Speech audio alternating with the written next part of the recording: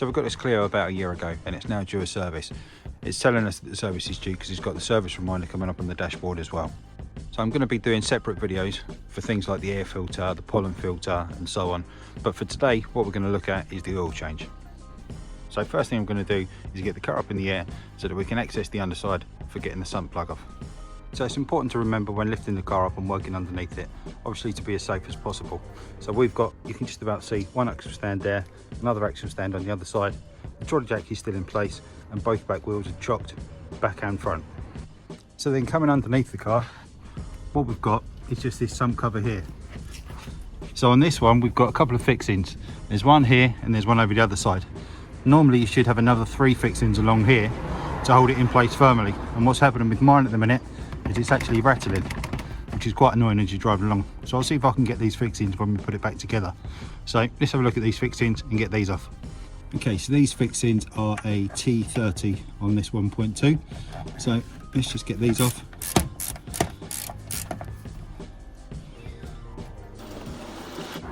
And there we go.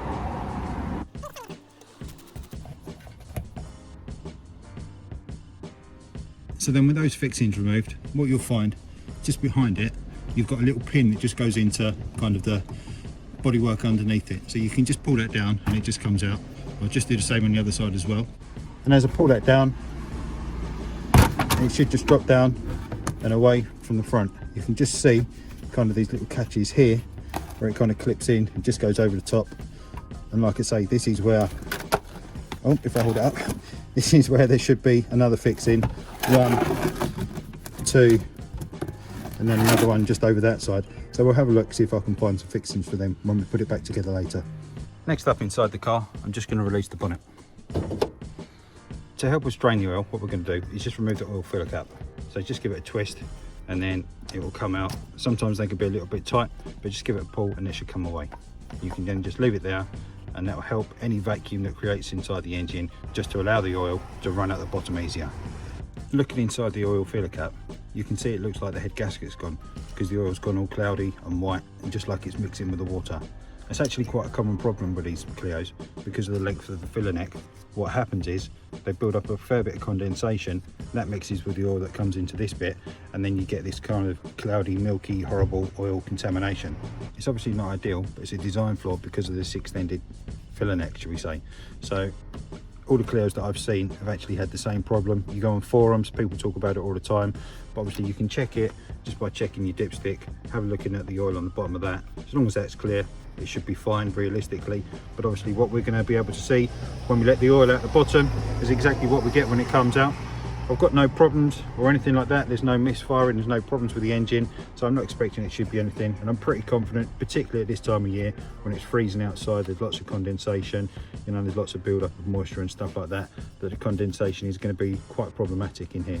So what we'll do, we'll try and clean this out before we top it back up with oil later as well. Okay then, so back underneath the car, you can see that we've got our oil drain pan ready, but what I also like to do is just get one of these kind of food box crates just on the floor around as well for the oil pan to sit in. You always see these videos where people release the oil sump nut and the oil just comes out and goes everywhere. So I really like my driveway, so I try not to let that happen. So what I do is just kind of put this around it, and hopefully any splashes or anything like that will be collected if it runs over or just splurts out.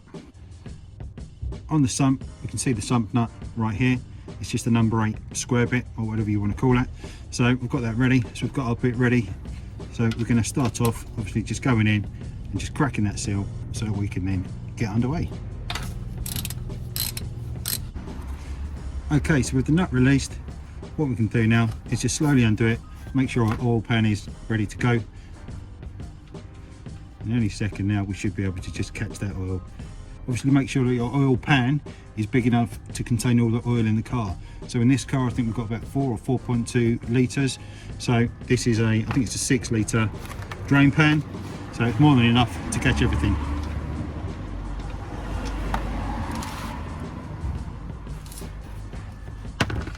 Okay, great. So what we'll do now is just let that drain out. Just while that's draining out, what we can see obviously is that there's no horrible milky contamination in the oil here. So it's going to be literally just up in the filler neck up above. Okay, so with the oil now all just about drained out, what we can see, we just got the last few remaining drips. So the next thing that we need to do is change the oil filter.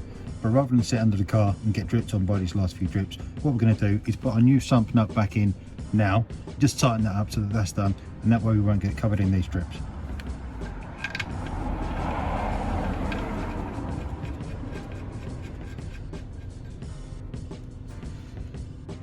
So the torque setting for this is 20 to 30 Newton meters, so there's quite a bit of a difference, but my torque wrench only goes down to 30 Newton meters. So we've got that in, so I'm just going to pop this in and then tighten this up. There we go. What I'm going to do now is just give it a quick wipe over, make sure there's no oil coming out, and then once we've done the oil filter and before we put the sump cover back on, we can just have a quick check and make sure there's no leaks. Okay, so back underneath the car, the oil filter, that's the front of the car here, so that's the front bumper.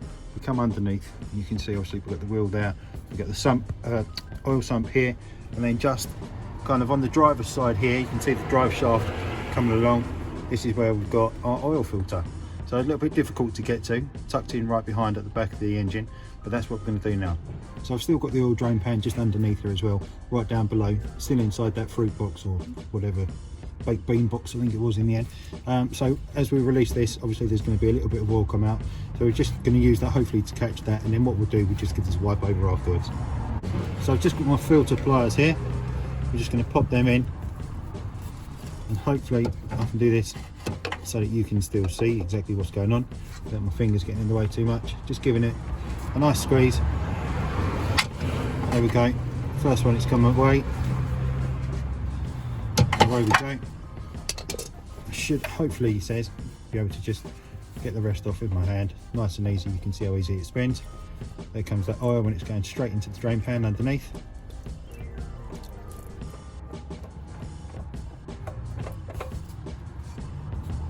Might be best to wear gloves for doing this, to be fair.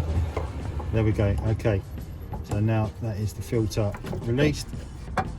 Now I've given that all a bit of a clean up. We can see there's obviously just a little bit of oil, just straightening out there ever so slightly. So what I'm going to do is just on the new filter, just going to get a bit of oil just around that seal, just rub it around there to help it along.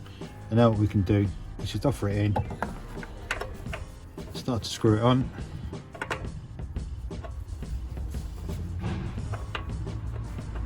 Make sure it doesn't cross thread obviously.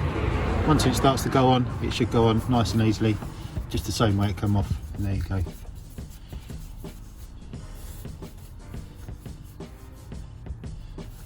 So all I'm going to do is just try and tighten that up by hand as tight as I can, and then that should be sufficient. Okay, so back on top of the car, what we need to do now is put the oil back in. So we've got our 5W40 for this engine, fully synthetic motor oil, and the volume that it requires is 4 litres. So we've got a 5 litre bottle here. You can see on the edges we've got kind of the volume that's left, or the volume markers. So hopefully by the time we're done, we should be down to about 1 litre left, maybe just a little bit more, because you never get all of it out completely, but hopefully, yeah, we should be down to about there by the time that we're done. So I've got my funnel ready.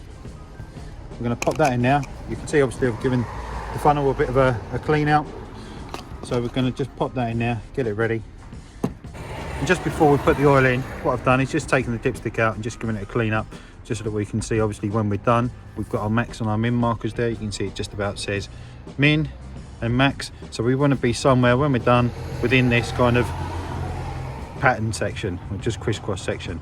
So I'm going to pop this back in for now, and then we can get the oil poured in.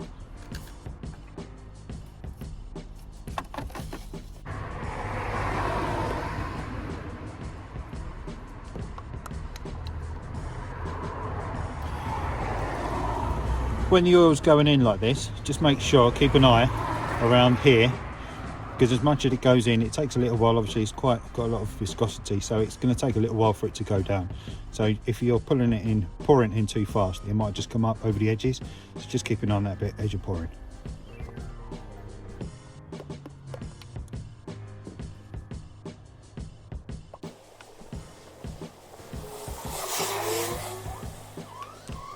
Just at this stage, I'm about 1.5 litres in, so I'm just going to have a quick check underneath and make sure there's no obvious leaks.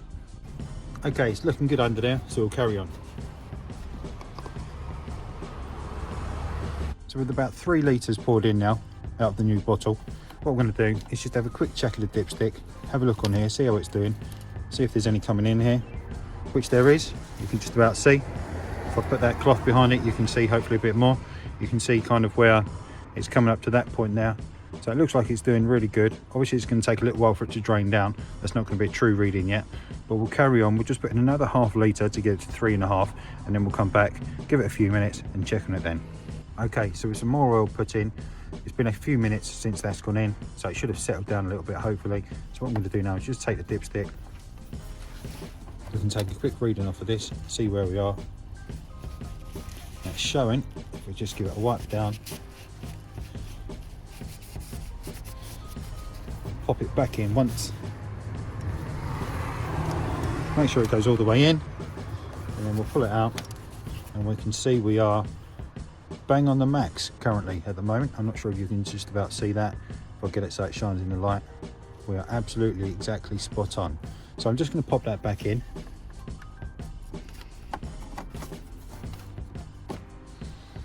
And then we'll give it another couple of minutes. I'll give it another reading just to check and make sure, but then we should be all good.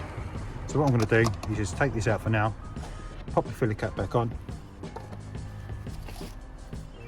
give it a twist, make sure that's secure, and then we'll come back in a second. It's been a few minutes now, and any oil that's going to drain down into the bottom of the pan is going to be down there now. So I've just checked the dipstick again. It's absolutely perfect, it's spot on. So what I'm going to do is just get the sump cover back on the car, and then we can get the car back down on the ground and just start it up for a couple of minutes, let it run over, and then we'll check the levels once more. Okay, so all the sump covers back on, the car's back down on the ground, so let's get inside and get the ignition on. Okay, so inside the car we can see we've got the normal press brake and start. So I'm just going to put my foot on the brake and press start.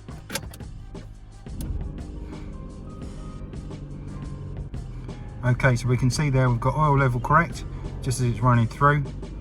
We're going to let it do what it needs to do. And then we get the service due now, and obviously we've got the orange spanner light there at the same time. So we're happy with that, so we're just going to let it run for a couple of minutes, and then we'll go back out, check the dipstick and make sure that the oil level is correct still. Okay, so back under the bonnet, the engine's off now, it's been running for a couple of minutes. So I'm just going to get the dipstick. Obviously the engine's been running for a few minutes, so the oil's going to be hopefully around the engine, exactly where it needs to have been. So we're probably going to get a bit of a maybe peculiar reading on the dipstick, but we'll just have a quick check. So it actually shows, well, it's wet all the way up here, you can see obviously where it's been running around. So what we'll do, we'll just give that a clean. We'll stick it back in once again, all the way in, make sure it goes all the way in, back out, see if we can get a better reading. And it looks like it's actually more at this point here. I'm not sure if you can see that on camera. So it looks like we might need to go for a little top up. So what I'm going to do now is just, now it's run for a couple of minutes, I'm just going to leave it for a few minutes, let everything drain back down, and then we'll check the level again in a second. And I'm assuming that we're probably going to need to top it up just a little bit, maybe another ½ litre or so. Okay, great, so it's been another few minutes, so hopefully any oil should have just run down a little bit more. So let's get the dipstick, we'll have one more check. Might need to give it a clean again, just give it a wipe off, and then we can pop it back in, get an accurate reading.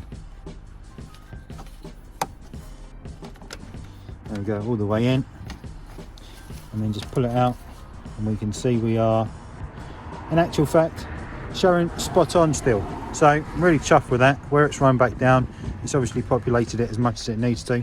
So I'll pop that back in for now. So just before we put the bonnet down, just last few final checks. Make sure your filler cap's back on, make sure the dipstick's back in properly, make sure you've not left any tools out, make sure there's no rags or anything left laying around. Once you're happy with that, obviously you can then pop the bonnet down. So there we go, changing the oil in a 2009 Clio 3 1.2 Tce turbo. So if you found that useful, please give us a like down below. If you haven't done so already, please hit subscribe coming up here now. Like I always say, the more likes and more subscribers I get, the more videos I'll keep making. So for now, thanks very much for watching, really appreciate it, and I'll see you in the next one. Cheers.